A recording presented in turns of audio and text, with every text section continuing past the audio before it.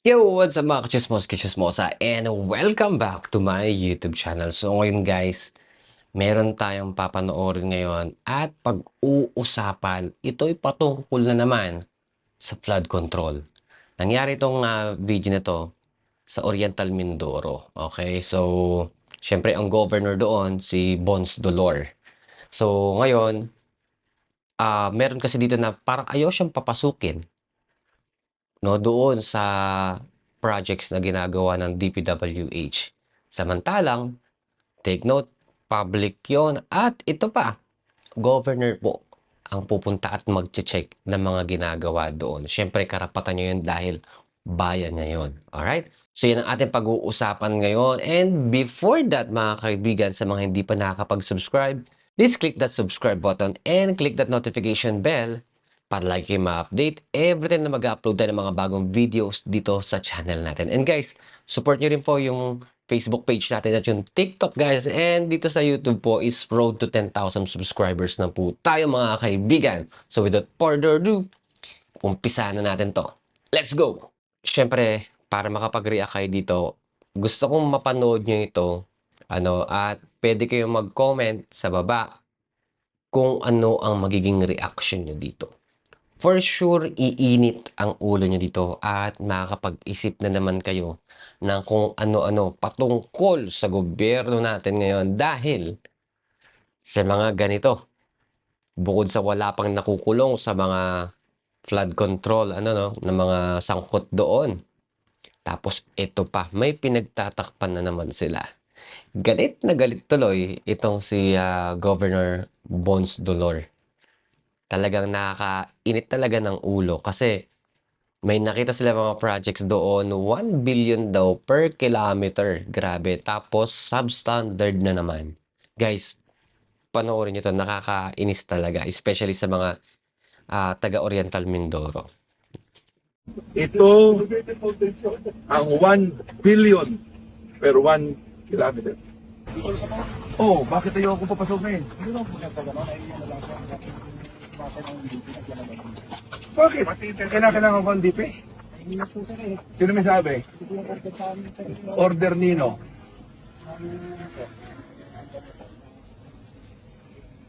Kahit gobernador ng Mindoro, hindi pwede pumasok? Basta order po sa amin, sir eh. Wala naman po gumagawa, sir. So ang hindi ang order sa inyo, City Star ang nagsabi. O sir, yung sa ano lang, sir.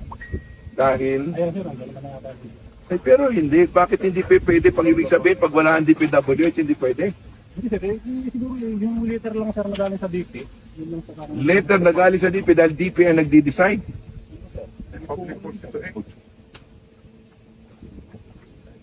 Hindi pala pwede pumasok, ha? Gobernador, wag mo babae yung taga-DP. Walang taga-DPWH sa bababa. Ang ibig sabihin, kahit ako, hindi ako pwede pumasok sa lalawigang ito. Siguro, sir. Tapos wala naman gumagawa, sir. Sumusunod na ako sa amin. Ay, papasukan ko ito. Sa ayaw nyo sa gusto dahil ito yung lugar ng lalawigan. Open to public ito. First time ko nakakita sa sarili kong probinsya, pinagbabawalan akong pumasok. Ako'y pumunta dito in good faith. Ako'y pumunta dito dahil gusto ko makita ulit ng aktwal. Pagkatapos ganito sasagot sa akin, aba, damay tayong lahat. Ngayon ito pakita nyo sa tao. Sariling probinsya natin, ayaw tayong papasukin, order ng kontraktor na gumagawa dito. Sige, mananawagan ako kay Director Gerald Pacanan. Alam nyo, Director, kung gaano ko naging mabait sa inyo.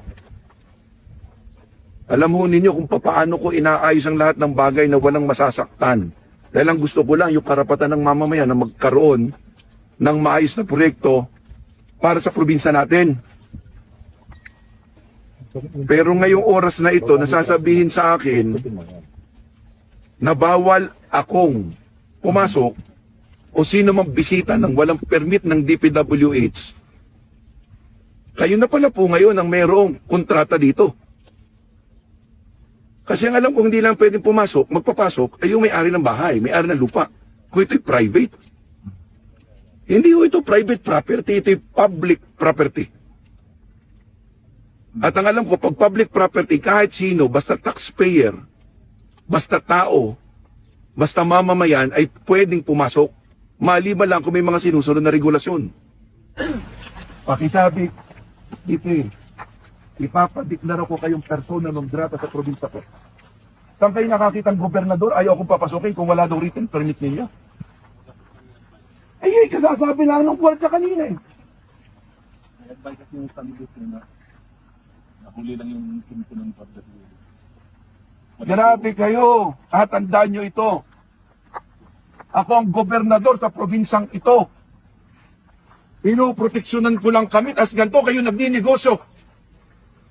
Sasabihin nyo hindi pwedeng pumasok dahil wala kayong written permit? Wala po kami advice. Ano walang advice? Sabi ng gwardya. O ngayon, ipuputo ko lahat ito. Nananahimik ako ng ilang panahon. Tingnan natin kung gaano kapalpak ang trabaho nyo dito.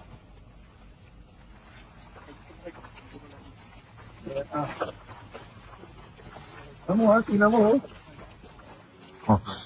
Closed. Closed under construction. Bakit? Pag under construction ba isang bagay, pinagbabawal na pumasok at bisitahin? Kaya nga may audit eh. O nagpapasalamat ho ako sa napakalaking pundong nilagay sa probinsya namin. Maganda naman sana eh.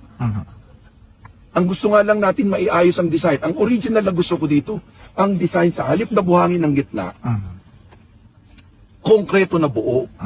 In-explain ko na yan kay Director noong 2023. Sabi ko, ayoko niya. Sabi niyo, maganda Gob ang disenyo niyan. Ilang buwan ko yung pinatigil ang construction. Sabi niyo, Gob, maganda yan, napakaganda ho niyan. Dire-diretsong boulevard. Eh bakit sabi niyo putol-putol kung dire-diretsong boulevard? Ikalawa, bakit naman ang loob ng ginagawa ninyo napakanipis na konkreto? Uulitin ko, 1 billion per kilometer. Maniniwala ka pa na ang itsurang ito, 1 billion per 1 kilometer? Kayo na ho ang mag-judge. 1 billion per 1 kilometer. Sa itsurang ito, ikaw mag-judge. At saka ito, tingnan nyo naman, oh. Mortar yung mortar niya. Wala.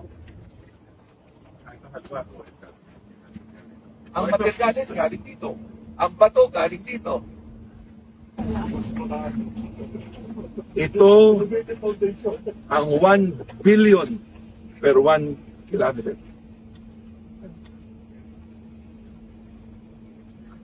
Tanong ko nga, paano ito pumasa sa inspection eh? Ang mga tanong natin, paano pumasa ito? Sa inspection, sa technical inspection, paano pumasa sa COA? Ano po ginagawa ng UAU? Ano ginagawa? Di ba may quality control? UAU, DP. Di ba? UAU po sila, may CP. Quality control, mayroon, ano ba isa? Quality assurance unit. Ano quality naman ito? Gusto naman tingnan pa ho natin ito. Pwede ba paninda sa Batangas yan? Aray ko. Hanapin sa Batangas yan? At ito ay walang ay bakal. At ito ay walang ilog. Ay, imagine mo kung dito sumasampa ang tubig. Saka kung mapapansin niyo po yung layer mo, yung thickness niya, isang layer. Isang layer lang. Considering na yan po yung rubble concrete, dapat yung at least may certain thickness. Obvious naman eh. Ano pang i-explain mo dito? Quality, sira. Disenyo, sira.